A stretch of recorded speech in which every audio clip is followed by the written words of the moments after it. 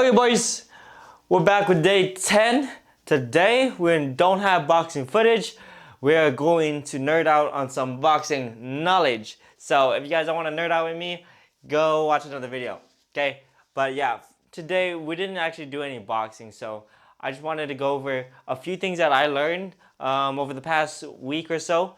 And things that I can improve and all of this stuff. Because, we can be in the gym all day.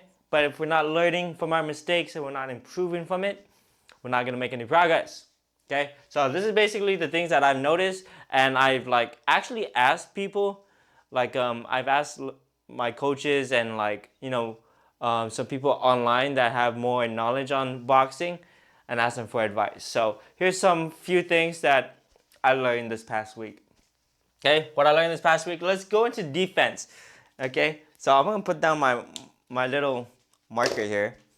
But defense-wise, this is something like big brain. I don't know. It's not big brain, but I had an epiphany. Oh dang, that actually makes it so much better. Okay, because when I'm in my stance, I'm usually before. Okay, so the first one is rear hand next to chin. Okay, so this is the rear hand right next to the chin, right? Backhand right here. Before, what I used to do is I'd put it kind of back here, like I'm already girding up here. So all I need to do is that, right? But the thing is, my one problem with this that I noticed is that when it's here, if I kind of square up even more. Like when you get into a high guard, right? So we're here, right? I'm face to face with you. If I put it here, I'm squared up. But if I turn a little bit, it slides down, right? And then my position is more narrow. See that? See that little slight change? Right at the cheekbone versus right at the chin. If it's right at the chin, I can turn, and it's much more natural for me to be slightly tilted, so that little hip box gets smaller. And so it was a big brain moment for me. I'm not even kidding. Yeah, for other people, it's not that big of a difference. It made a big difference for me because I really, one, I could see more, and another thing is my two came out faster. My two can come out much faster because sees from here, versus right here, it's gonna point forward more. You know what I mean? I don't know. I'm just kind of nerding out over this because I was a big realization. Literally, once I was getting hit a lot just like this, even though I was defending and stuff. Once it was like this, I could block, I could see more, and my punches can come back faster. So, you know what I mean? So that in and of itself was wow, that's kind of crazy. That's kind of crazy.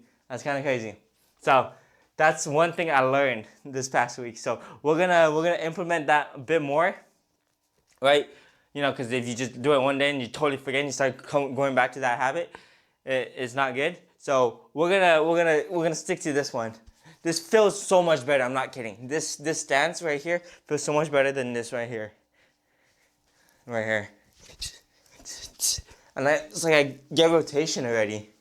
Oh, I think that's another reason why. Because it's already loaded, right? If I'm squared up, if I want to throw a power shot right here, I'm gonna have to turn, bang. But if I'm here already, it's just I'm already turned. All I need to do is dip, and then shoot it. Okay, that goes into the load and explode. We'll get that to there in a second. So that's number one. Number two is rolling / turning with the punches. So I noticed this when I was watching my video, but also it just, again, I'm going about this about the feeling because it feels freaking right. It feels oh damn, I absorbed the impact on that. So what I mean by rolling / turning with the punches is that I don't want to take it, if I'm blocking, I don't want to take it full force impact, right? When I would take a shot, if I just turn with it, right, bam, bam, bam. What they say, rolling with the punches. If they throw a hook, I'm rolling with the hook, bam. I mean, yes, I can roll with it, but just turning it, bam, loads the other hand, right? So it's something I really want to practice to especially the catch and counters. So it transitions very smoothly to the offense. So I'm not just there stationary, right? If he's punching, it's just two things about this. If he's punching, I know I'm talking fast because I'm nerding out right now. But it's two things.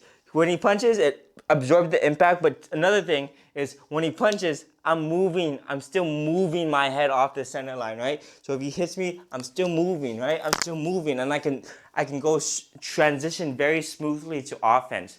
So that's one thing, like especially when you're in the high guard, you don't want to just stand still because he can just pick you apart. So when I'm guarding, when I'm blocking, and I'm moving and I'm rolling with the punches, he's punching me, but I'm still moving and stuff.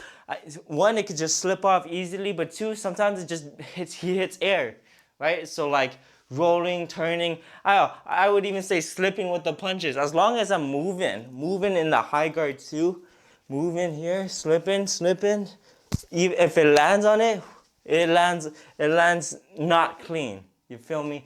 And so that's something I'm really getting into, especially like the high guard type high guard, because I want to be more blocking, but at the same time, I don't want to be like just blocking, more like blocking and moving. You know what I mean? Blocking, moving, transitioning, bam. You know what I mean? Transitioning. Okay? And then the last thing is, this is something like I learned about it, but this is something I really need to work on. The small plus efficient defensive movement. Because I noticed like when I jab, I take a big, well, this is an offensive movement, but when I jab, take a big step and then gotta reset back, right? Or this is one big one. When I would get in and when I would get out of range, I bang, take a huge step back.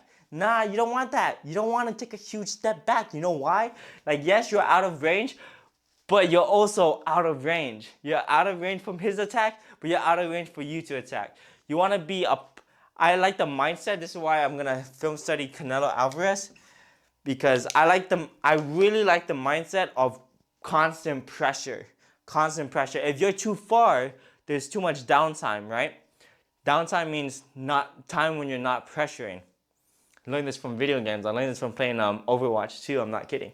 But downtime is just the time that you're not pressuring your opponent, right? Uptime is the time you're pressuring your opponent without getting actually hit back, right? So you want as much uptime as possible. You want as much pressure on the opponent as possible. So if you're moving back too far away, the guy's resetting and feeling, he's getting relaxed. Like, no, if you want to apply constant pressure, right, and not get hit, right, just this small step back, you're still kind of pressuring him, right? You're still pressuring him just with your presence. You know what I mean? Because just one step forward, bam, you're in range. You know what I mean? One step back, you're out of range. One step forward, you're in range. You know what I mean? But if you start Elijah, like this is a message to me, if you do this, bam, bam, bam, you're in range, bam, you gotta come back here. 2-3 steps forward. Like, nah. Okay? So small, efficient defensive movement. That's just an example with the foot, but also with the hands. Like, I already said this in my previous video. When I parry, bam, bam. So small movement. So even if I was gonna parry, if I just do it like this, and he still, like feints at me, I have time to defend it. You know what I mean? Just a small movement on the parry, because you don't need to make a big ass hand movement when you parry. Same thing. You don't want to be big ass blocked all the way up here. Like, nah. Small defensive movement. Just a slight bam, slight bam. Blocking the head, bam. Blocking the body, bam, bam. See? You don't need to move that much. You don't need. So I'm trying to. It works both ways for efficiency and also like so you save energy. Well, that's basically efficiency too. So there's that. Okay, so that's the defense. Only 3 things for now. Like, I just want to, dude, if I put on the whole list, it's going to be forever, dude. You can see me rambling on just with those 3 points. Anyway, the offense. Things I need to work on with the offense. Counter in between the beats. And what do I mean by that? So, like, if we think of rhythm, right? Like 1, 2, 3, and 4. 1, 2, 3, and 4, right? Or 1, 2, 3, 4, whatever. Think of that kind of rhythm. What it means to counter in between the beats is to mean like 1 and 2 and 3 and 4. You hit on the ands, right? If 1, right? If he does a 1 and, 2 and, 3 and, you know what I mean? That kind of thing. Hitting on the ands, because it cuts them off their own rhythm. And I noticed that when I was watching my, especially the last video, I wasn't, I guess because I wasn't going 20, like 100%. No, I wasn't going that hard. It was a very light spar, but like if I'm to go into counter good, it has to be in those in between times. You know what I mean? Because I noticed that every time I try to counter, it's on the same rhythm, like 1, 2, 3, and 4. And because it's on that same rhythm, they have time to defend, right? They have time to block. They have time to reset. And so if I can like get my timing right to do it on the and beat in between the 1 and 2s and hit it on this. Ooh, perfect timing. You feel me? That's gonna be powerful, powerful. And I was like talking, not talking, but I asked for advice from like one of these coaches, and they were saying how to hit those power shots is not really about hitting those power shots. You don't really go in for those power shots. Those power shots just come naturally when you find the openings, when you find clean openings, and that's just a big kind of like a big mindset shift that I have. It's that like, oh wait, yeah, I have to find a power shot. I have to get a power shot in. But now honestly, it's not you getting the power shot in. It's you finding clean openings, right? Because when you find those clean openings, the power shots will come. Okay. Because now I think, yeah, when you think about it, if you're so constantly thinking about like, oh, I need to land it, I need to land this super hard hit, like no. Don't think about the hard hit. Think about the openings, creating openings, and that's something like I kind of forgot when I was in wrestling. Because in wrestling, you don't really look for, oh, I'm just gonna power through my opponent. No. You have to create openings, because those openings is where you can actually get the biggest critical hit.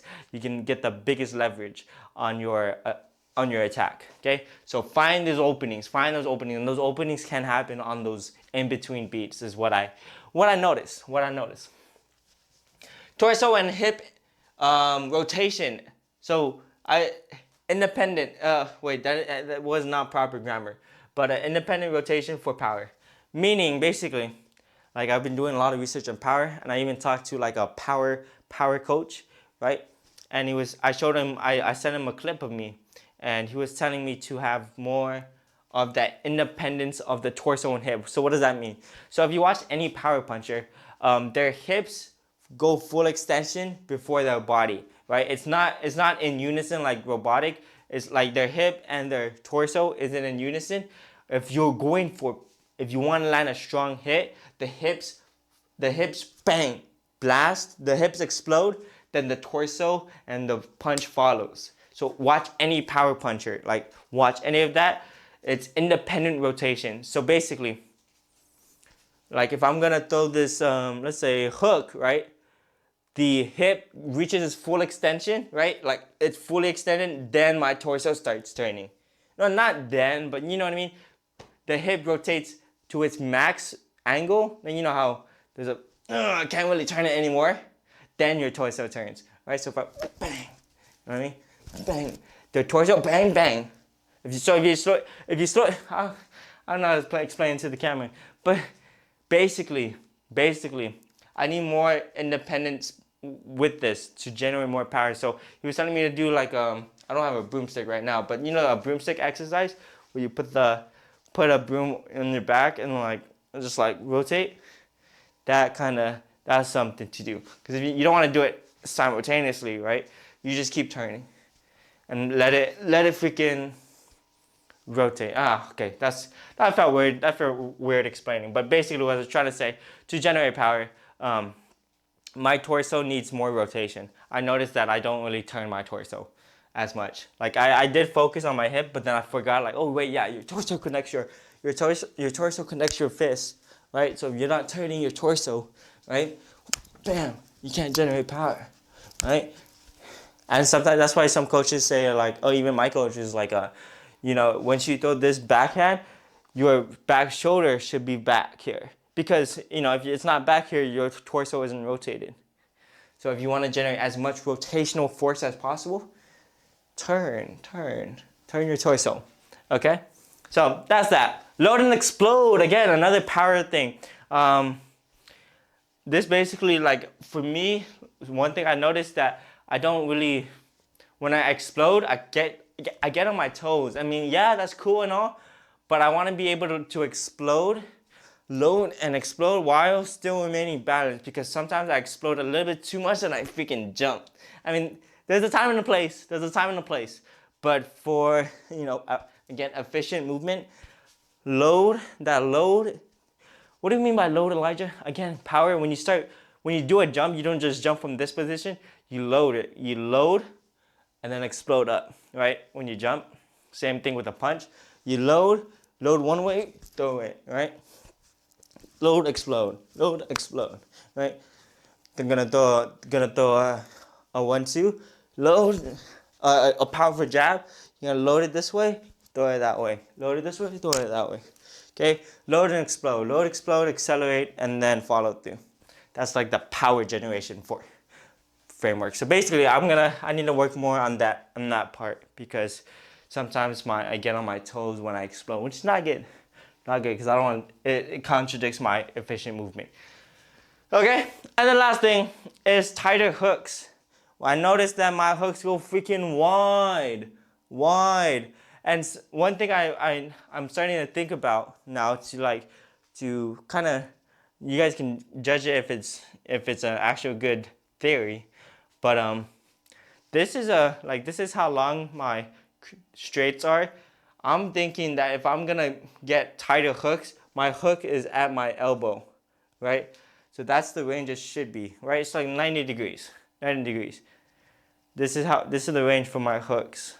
And if I'm gonna get a tight hook, it should be like that, right? 90 degrees. For me, I think what I do is I always overreach. I go for a wide hook. So it's like, that's straight, and that's my hook that I usually do. If I want like more acceleration, it has to be tighter, right? It has to be tighter. And so I think it's a distance thing. I'm kind of scared to be in that distance, but that's something we need to work on, making tighter hooks. Okay? And then, yeah, so that's it for what I learned. That's it for what I learned. So some improvements, I already talked about a few, but here's some like different ones. I really want to get into the high guard defense.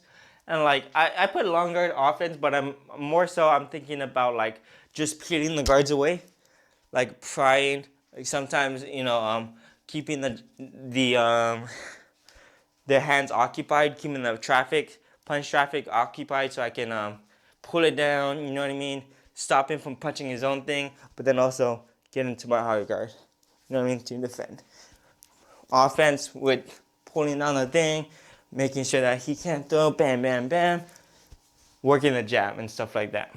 So that's kind of really want to work on, especially for me personally. I honestly, like, I want to tone down on like focusing on offense. I really want to focus more on defense, because if I can, again, creating openings, if I can be defensively responsible, I can see those places where I can attack. And so, yeah, there's that. So number 2, smaller and more precise movements. Same thing with the smaller, efficient defensive movements. I already went over that, which is basically got to make those small movements, stop jumping backward too far. Small movements here, you know what I mean, right? And then tighten up the hooks. I already went over that, where I have to tighten up the offensives, the hooks. So yeah, that's the improvements, brother. The weight as of right now, 165, bro. We're freaking fat. I was 160 one day, and now 165 because we're eating so much food. Not good. We are locked in the freaking diet. We got less than 1 month to fight. Or is it less than? No, wait, less than 2 months. My bad. Less than 2 months. Less than 2 months. I really want to. I want to get to 155 in like 1 month, and then stay there. So that's that. So we need to lock in on that. And then film study review that I'm gonna be studying this week is Canelo. I know, like, oh shit, Canelo, he's so freaking cool. Oh, head movements and stuff. No, we're not really. Yes, head movements cool and stuff, like the all of that stuff. Look away, and that.